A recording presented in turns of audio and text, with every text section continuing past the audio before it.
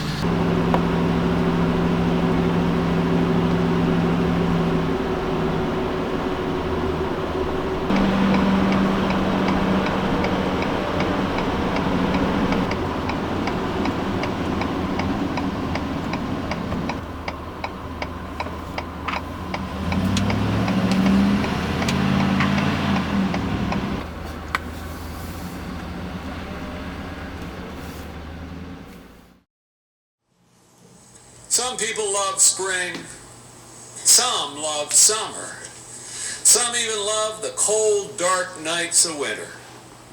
Morley travels with those who believe these lingering days of autumn are the sweetest days of the year. I love mornings like this, she said.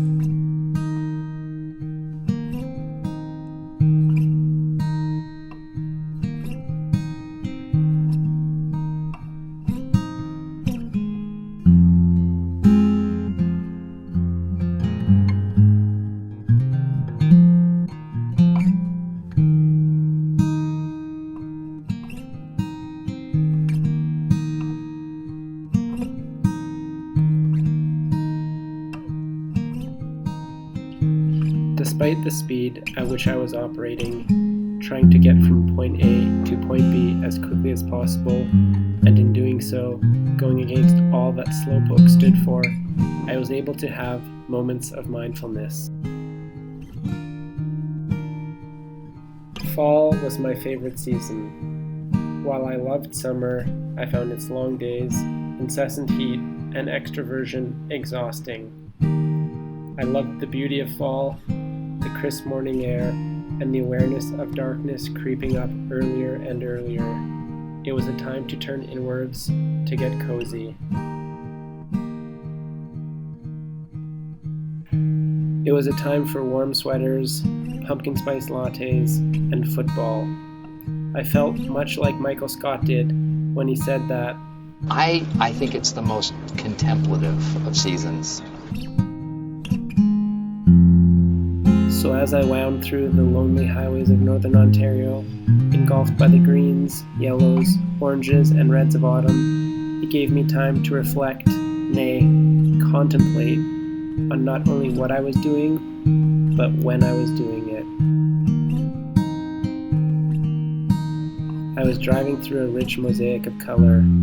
Just a few weeks ago, it was nothing but shades of rich green, and in just a matter of weeks, these trees would be empty and barren, a testimony to the nature of life being change and the impermanence of both life's triumphs and struggles. And this stunning imagery allowed me to realize that closure can be beautiful and that letting go is a necessary step for rebirth.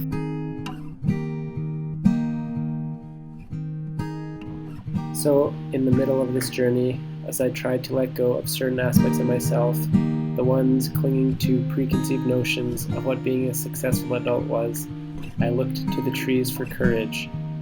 There was a beauty in change, for in this cyclical nature of change, letting go was a vital, necessary step before the glorious rebirth of spring.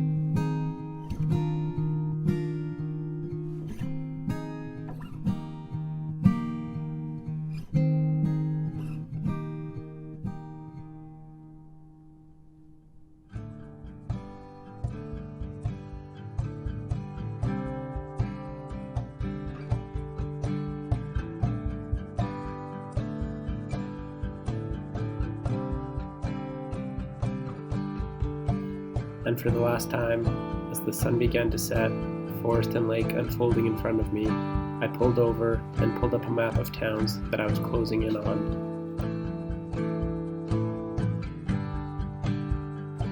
I sat on the side of the road, calling motels, until I snagged one of the last rooms available for the night and set my GPS.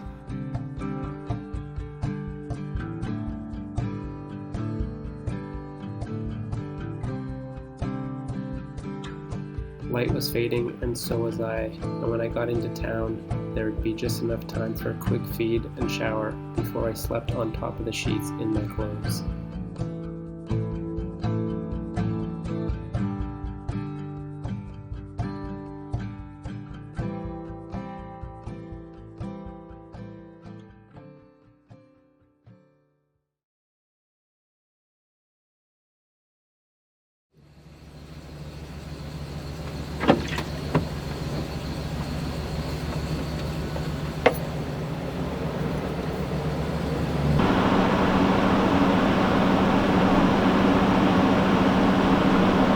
Occupational hazard in the world, the impulse purchase.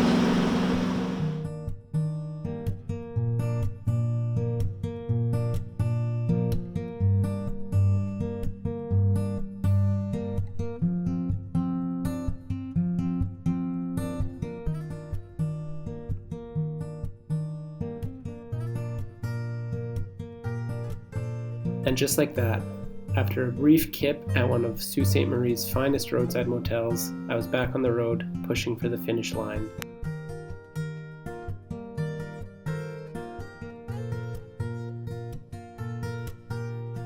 On that final morning, I was feeling optimistic. Barring anything unforeseen, I was going to pull this off, and would do so on budget. To top it all off, Northern Ontario was putting on a show for me, with the colors of the forest, the beauty of the Rocky Canadian Shield, and the lake region.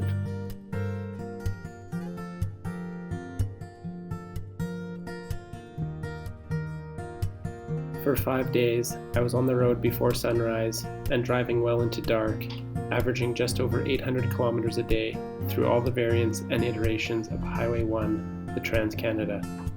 I was stopping only for gas, coffee, food, and bathroom breaks, accompanied by a mixture of local radio, music, and Canadian radio icon Stuart McLean.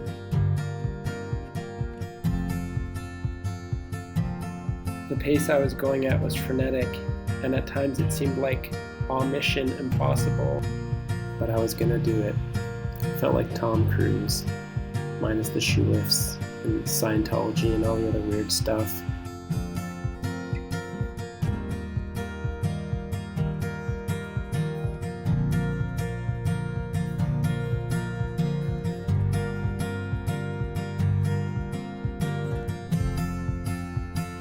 And as I got closer to my destination, as time wore on, highways widened into multiple lanes and the rush hour traffic commenced, my nervous system relaxed and certain body parts unpuckered.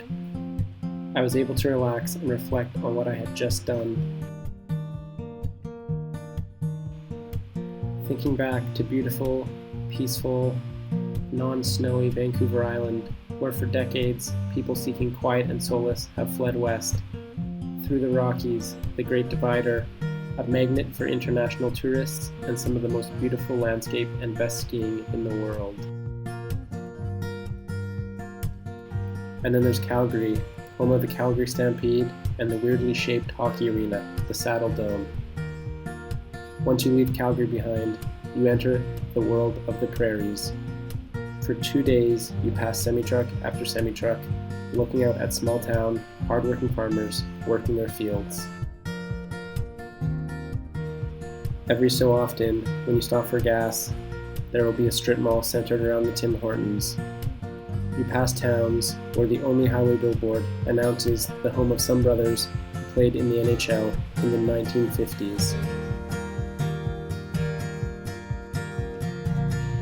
And driving from small town to small town in Northern Ontario, it was clear the importance of truckers on the local economies, the motels, roadside diners, and gas stations. They provided a beehive of activity and an influx of cash as they passed through on their routes, east to west and west to east. And as someone who hadn't traveled by car outside of the lower mainland of Vancouver Island, it was a beautiful experience to see the landscapes and people that make up our diverse and beautiful country. And as for Quebec and the Maritimes, well, there's still time. But as for the rest of this video, time is what we're out of.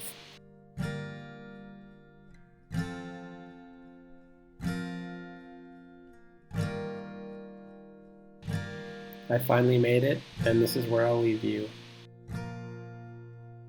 And that's when she noticed they were... Your destination is on the right. She hadn't noticed when they'd started. She did notice, however, when they began swinging their arms back and forth.